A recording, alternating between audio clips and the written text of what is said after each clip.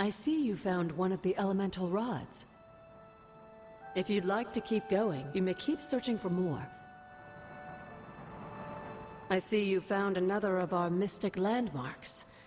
These are the Standing Stones. Your ancestors among the blood used them to converse with the Elder Gods.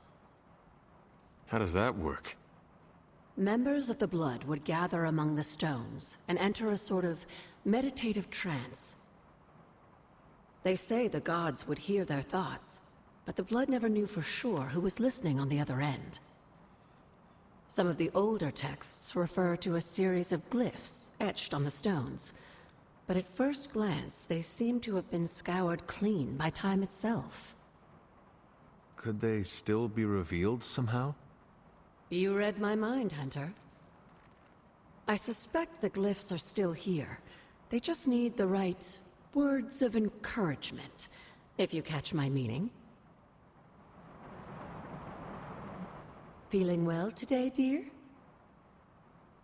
You said something earlier about the blood. In a world full of mysteries, the blood have managed to remain even more mysterious than most. They were an ancient race, said to be born of the Elder Gods. As I understand it, they were very strict about maintaining their bloodline. That's probably why you don't hear about them very often. And yet, here you are, one of their direct descendants. Are there others? It's quite possible.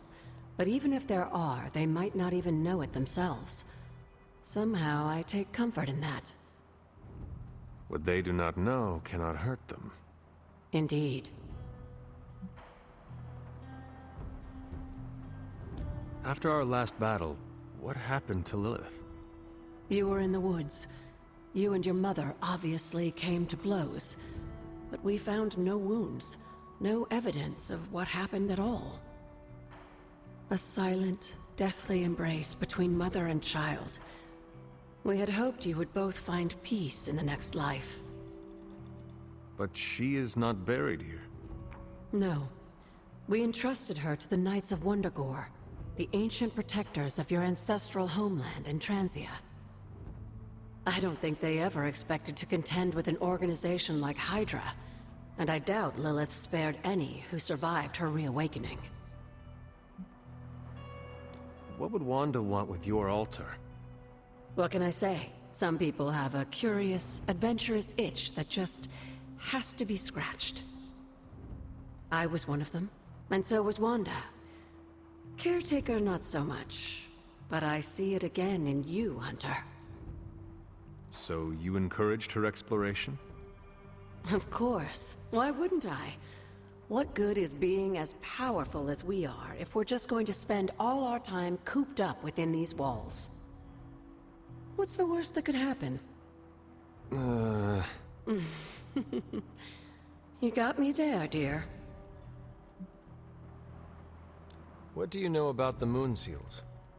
Presumably forged by the gods themselves, I like to think of a moon seal as both a lock and a key. With the right power, wielded by the right person, the energy of the seal is unleashed, creating a conduit to the Elder Gods. And I am that right person. Just another benefit of being descended from the blood.